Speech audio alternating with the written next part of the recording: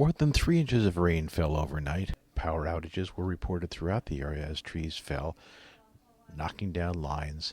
In Brockton, on West Chestnut Street, a two-car crash closed the roadway as crews worked to repair the downed power lines.